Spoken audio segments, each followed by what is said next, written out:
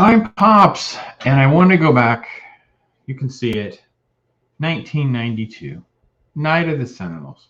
The X-Men come alive on TV in an animated form, and its legacy is still tremendous, right? And obviously, we know they're going to revisit the show. And I thought, well, you know what? I have not watched this in a long time. I think I should give it a rewatch, give you my thoughts on it, and also recommend some comics that you might want to pick up or collect or whatever, especially because I got to be honest, when this show pops off, reality is some of these comics are going to pop off in value. So if you have them, you could sell them. If you need them, you might want to get them ahead of that. Or, maybe it's just curiosity. I don't know. Whatever, however you want to think of it. So Night of the Sentinels. Well, let me first by saying that it's important to understand that this is not Marvel's first go around. They tried to put together something called Pride in the X-Men. Now, Kitty Pryde is a famous X-Men character. Shadowcat is her call name, and she can, she's a young girl. She can walk through walls and substance. She's very close to Wolverine. There's been many series that I can recommend about that. It just didn't go. Just didn't go. Came out in 1989. Just didn't go. Just flopped.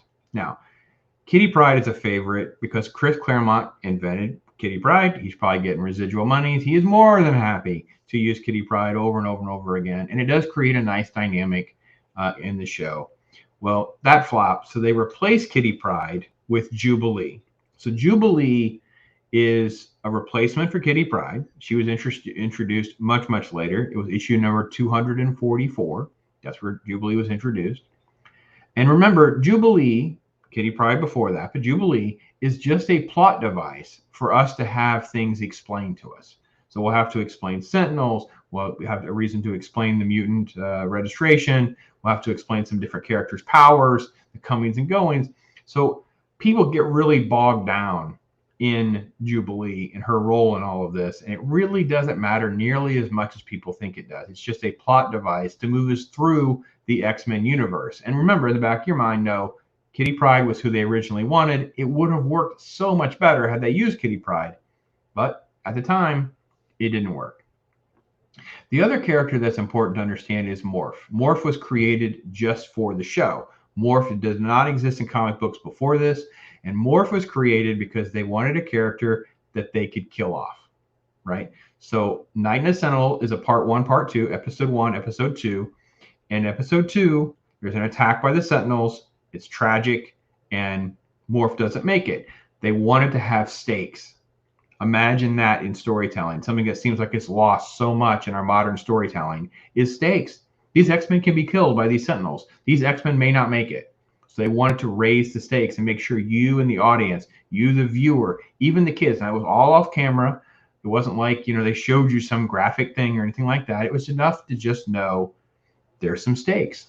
So let me run through the story a little bit. The other character I think is important to note because his legacy is way bigger than this. And I'm not quite sure I liked how he's portrayed, and that was Henry Gyrick. He's very villainous, kind of like Wicked in this show. And in Avengers, which is where I knew him from, came across much later. He first appeared in like 160. I got to check my notes. Hold on. 165. Right. I knew him as a kid in like 181 because he came in. He's like, oh, no, this is what your team's going to be. He called all the shots. The government was sort of in relationship with them, and this was very important for how things were going to go. I'm not quite sure I like how his character is portrayed in these first 2 episodes of how I remember him. So it'll be interesting to see how that evolves through the show. I don't remember. He's not something that's going to come to my mind when I think about the X-Men show, but it was a key factor in this grand scheme of the Marvel Universe. There was a comic book, the spinoff from this, and obviously, like I said, it deals with the mutant registration because it centers around Jubilee. She's with foster parents. She's manifesting her powers. They don't know what to do. There's shots of her going to the arcade and she shorts out the machine, which comes right out of one of the comic books. The mutant registration comes up in like issue 141, right? So it's not like this is stuff that is new. This stuff has been around for a very long time. So it was a great way. Issue 141, I'm pulling it up because this is really a classic comic and classic cover. You would probably be best trying to maybe find a reprint if you don't already have one. So let me swap this out so you guys can see this cover. This is one of the most famous X-Men covers ever done. It's been homages to this. This is where we get the mutant registration, right? Right, you get Wolverine and Kitty. So you have like a checklist, slain, apprehended, that kind of thing. So it's part of this story, and I don't want to get into that and derail this, but this comic is truly has fantastic legacy with it for rightful reasons. So part of the reason that this show was successful was it kind of pulled from these comics, even though the Jubilee story in the animated show was using a little bit of Kitty Pryde stuff with the arcade part. It used Jubilee stuff too with like the mall. So it all kind of threaded together in a way that paid a lot of respect. It made you want to go buy comic books. It made you want to immerse into the brand.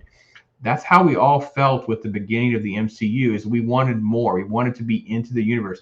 Let me learn more about Iron Man and Cap and Thor and Hulk and Widow. Let me understand Avengers. Wait, who's this Thanos guy? What do you mean there's Ultron? It's like you wanted more. Now you don't feel connected, or it just feels like they don't want to do. And in fact, this was just said, right? We just heard this from the Kenobi writer working for Disney about how they felt handcuffed by the canon. Instead of trying to draw you into the canon and trying to immerse you in the MCU and the Marvel comics and all that, that's been sort of like discarded and cast aside. Whereas the show, the X-Men Animated, is about trying to get you in, right? So it's a 2-part show. I think it's really good. It is a very good look at many of the elements that were from the comic books that date back many years. But I will also say there's elements that don't play particularly great, right? So I don't care for, there's a couple parts, like first off, the woman president is obviously Hillary. It feels weird watching that in 2022 whenever you're like, that's weird, but it's been 30 years, right?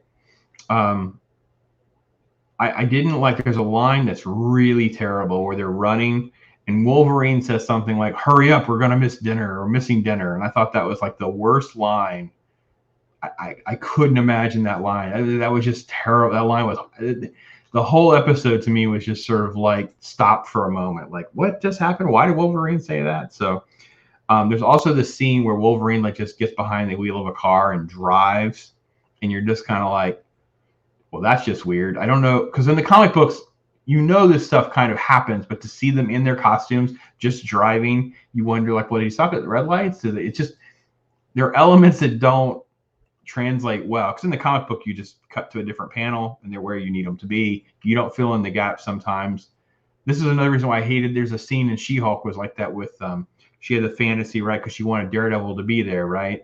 And he just kind of falls from the sky. And you're like, dude can't fly. How did he get there? Like, what is just happening? So there are some issues. The show is not perfect.